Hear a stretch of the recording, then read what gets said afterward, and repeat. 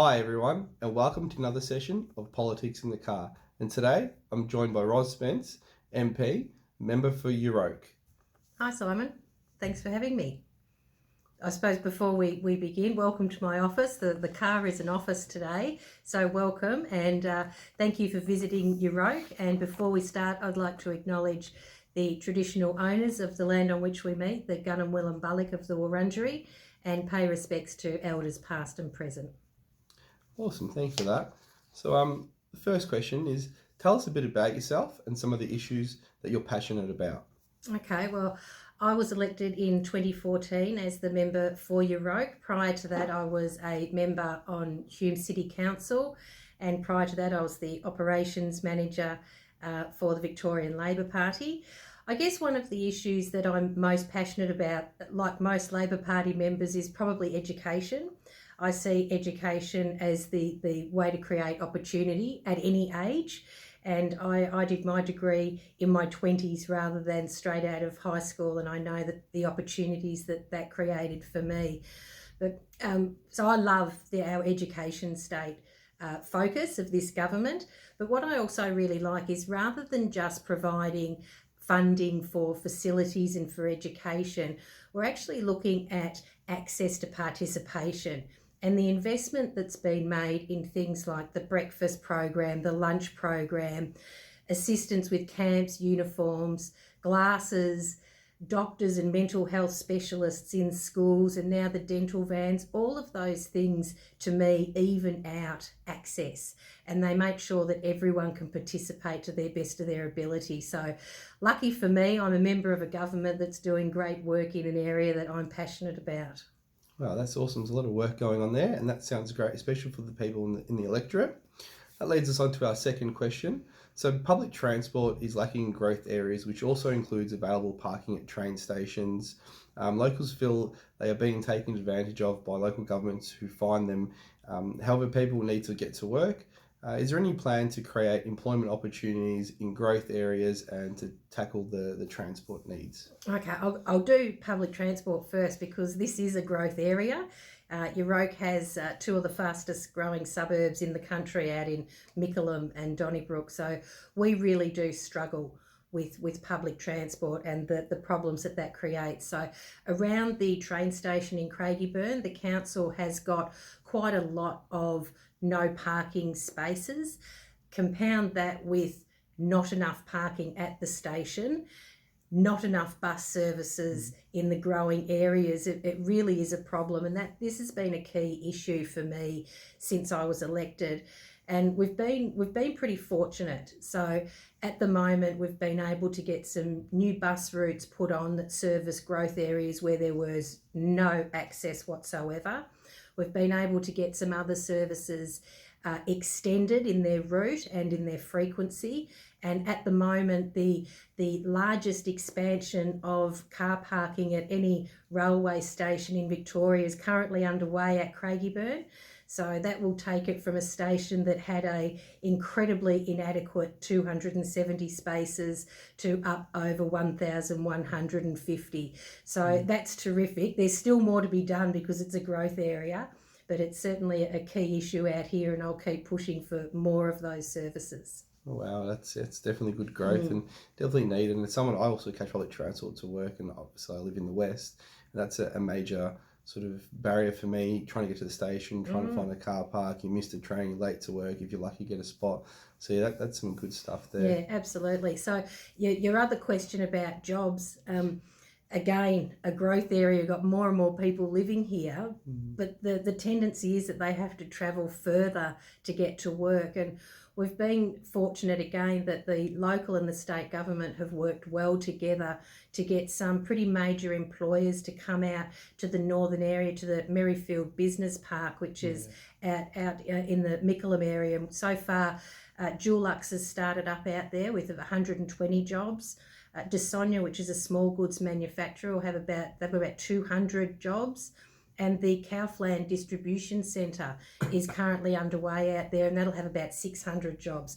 So I'm keen to make sure that as many of those jobs as possible go to local residents. And having spoken to some local residents that are currently working out there, they are loving the lifestyle of being able to work so close to home and getting back all of those hours that they previously spent in transit to and from work. They now get to spend at home with their families. So it's a great outcome. We've just got to make sure that we maximise those opportunities locally. Awesome, that sounds great. We'll go on to our third question, and it's more, I suppose, it's more of a federal issue, but people are sort of asking around utilities.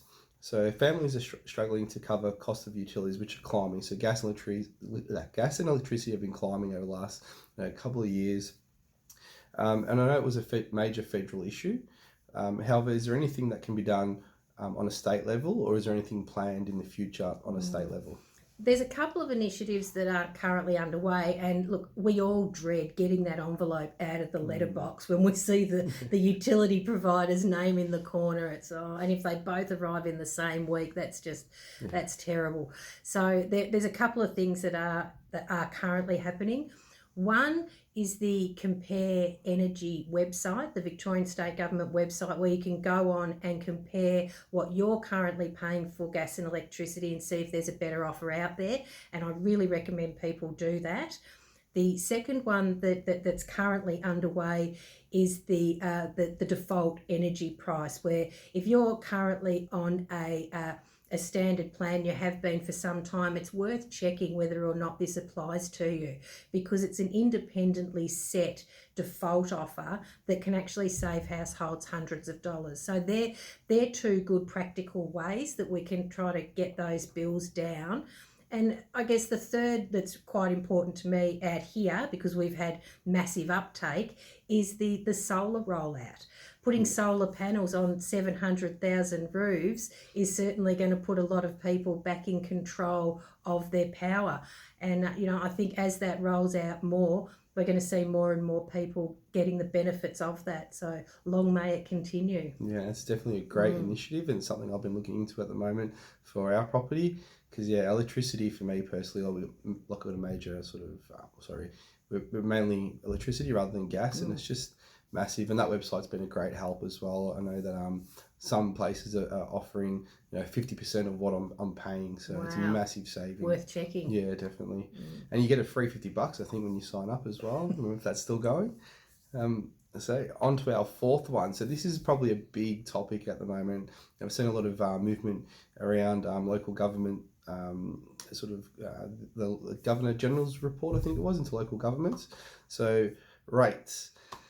A lot of locals are upset that rates keep climbing as they feel they've been, a lot of residents feel that they're being used as cash cows for rates, and rates keep climbing as property prices keep climbing, and they don't really go down if property prices go down. What are your thoughts, and how do you think, or what do you think needs to change as locals feel powerless against the rates? As someone who came from local government previously, I've been told by many thousands of people what their view on rates are. They're always happy to share that. And yes, your rates can really, really hurt the household budget. And that's even more so where you've got a household where the asset keeps increasing in value, but the household's cash poor. Yeah. So they can really have a massive impact. So a couple of things that I think are helpful in that space. One, during the last term, bringing in the rate cap. Yeah. That's a terrific policy in my view. Locally, what that's meant is we were previously getting an increase of about 5% per year.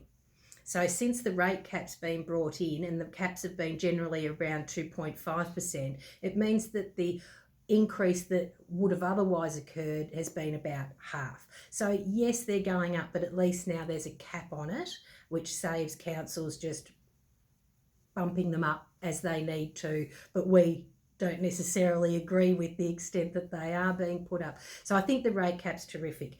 The other thing that's currently underway at the moment, the Minister for Local Government has got a rates review underway. So I don't know what the findings of that will be, but given it is such a topical issue, I look forward to seeing what the findings of that are. Yeah, that'd be good. It's something I struggle with too. Like, we bought a property and it keeps going up and up. And it's not really, anyone who owns a home's fault that the prices keep going up, and it feels like that the rates just keep going up, and you can't, you struggle to pay them as it is, and you've got utilities coming in and everything else. So this is something I've been watching quite closely as well.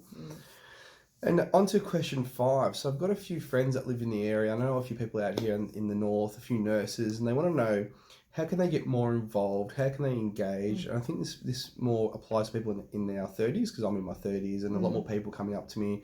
Who do we get in touch with? How do we get involved? So what's some tips and advice on what people can do to get more involved? Well, locally, I encourage young people to get involved with my youth council. I set up a youth council after I was elected, and every year I work with them to pursue issues that they're interested in and get them more involved in the community. And the flip side of that is I also get to learn more about the issues that are important to young people. So that's one way to get involved. But being someone that's involved in politics, I have to say that the best way to get involved, if you want to change policy, you want to get involved in policy, join a political party. And if you want to do that, there's plenty of MPs' offices that you're more than welcome to come to. And of course, my door's always open. So if people do want to get involved, there's plenty of ways to do it. You can contact the political party. In my case, I would highly recommend people join the Australian Labor Party. And the Victorian branch is full of terrific staff that are happy to help you do that. Equally, call past your MP's office and see what you can do to help out there. Awesome. And just to end, we're going to do a fast 5 of just sort of random questions I thought I'd put together for a bit of fun. Okay. So, favourite food? Cheese. Favourite pastime? Reading, cooking, watching TV. Cooking's good. I quite enjoy cooking. Yeah, you get something after it to finish on. Favourite movie?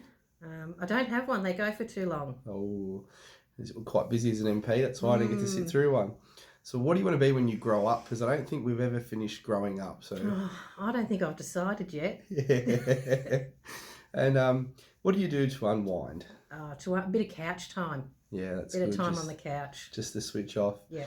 All right. Thank you, everyone. I hope you enjoyed today's session of Politics in the Car, and we'll speak soon. Have a great night, everyone. Thanks, Simon. Thank you.